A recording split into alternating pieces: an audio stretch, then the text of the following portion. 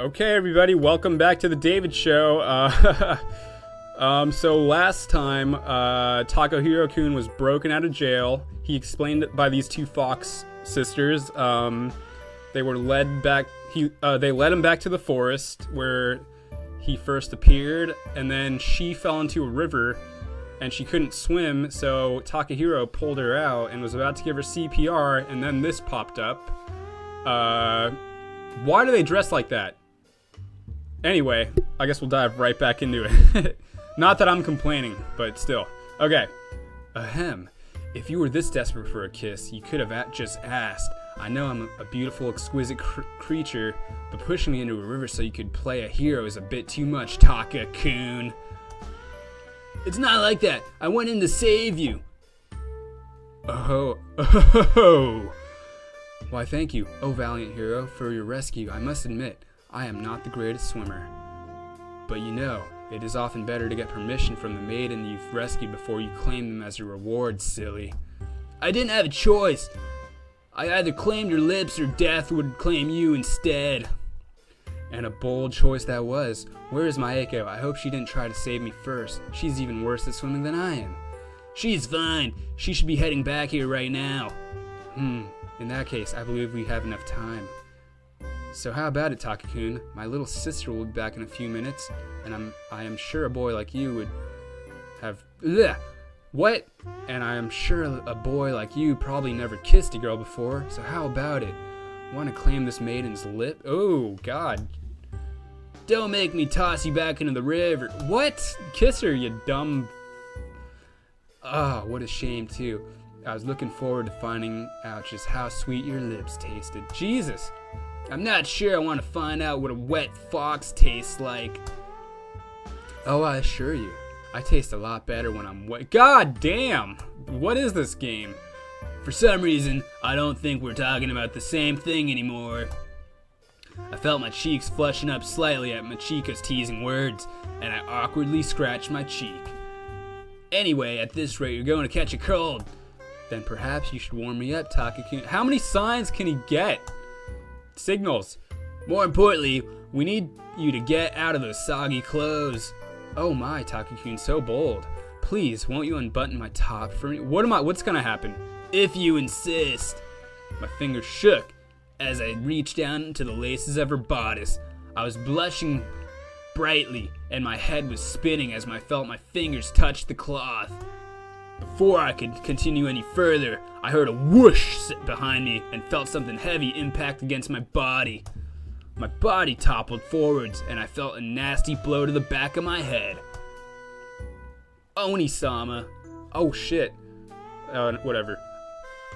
Oni-sama, I brought the... Oh, no, Takahiro! I could barely focus as the blonde fox girl began to fuss over me. But it was no good. Let me drink some water. Sorry, guys. Just enjoy this picture.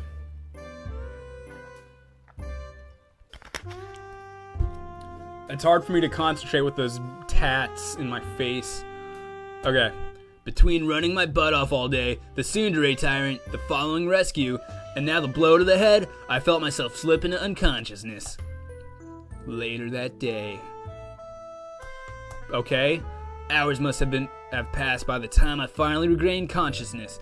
The first thing I noticed was something soft resting against me. For a moment, I wondered what it could be. Little did I know that whatever it was, I would soon be very much awake.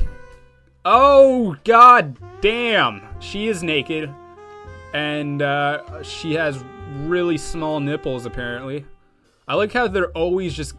She's always just, I guess, covered in oil. She's like glistening at all times. Machiko!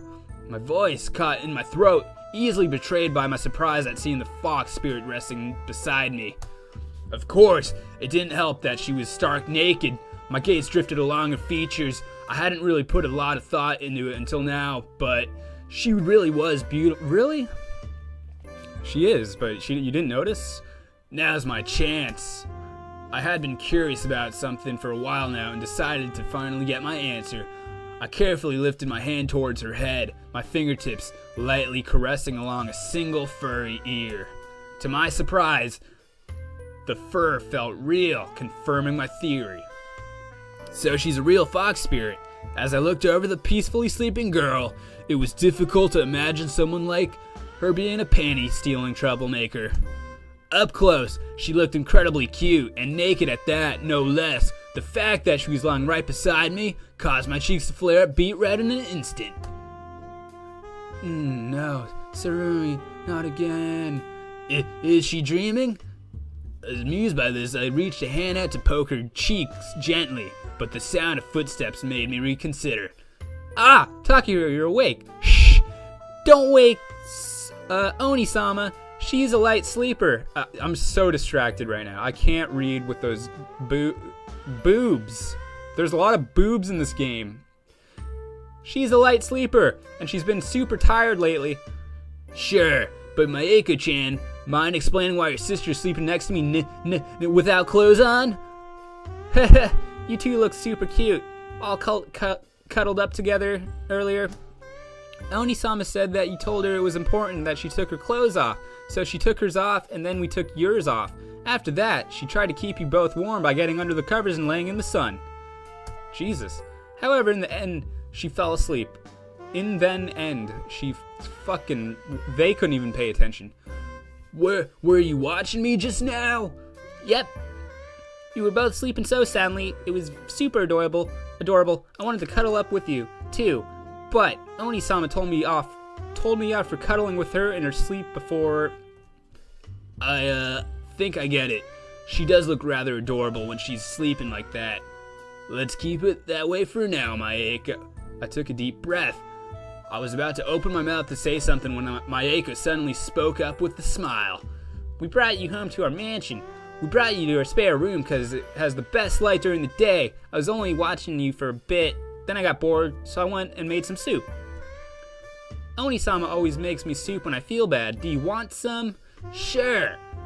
I could... Oh god, this voice is killing me. Ugh.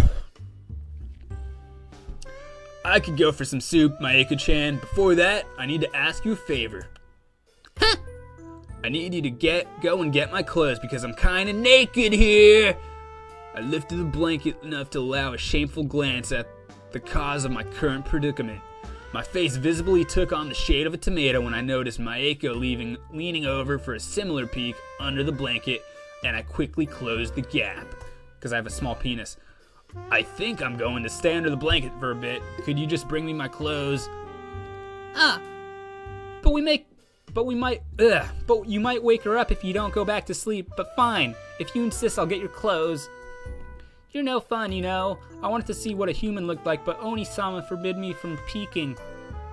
Please, just go. The girl almost skipped to the door, giggling to herself. The door slid open, and she hopped outside, vanishing behind the paper screen. Once I had confirmed that Maeko had left the room, I turned my gaze sideways, focusing back on the peaceful expression of the slumbering fox by my side. For a moment, I thought about the things the two girls had been accused of. Okay, so stealing underwear isn't exactly the nicest thing to do, but when I look at her like this, I can't picture her as anything but a normal girl. While the temptation to lift the blanket was strong, I felt a little nervous about the thought. Just do it.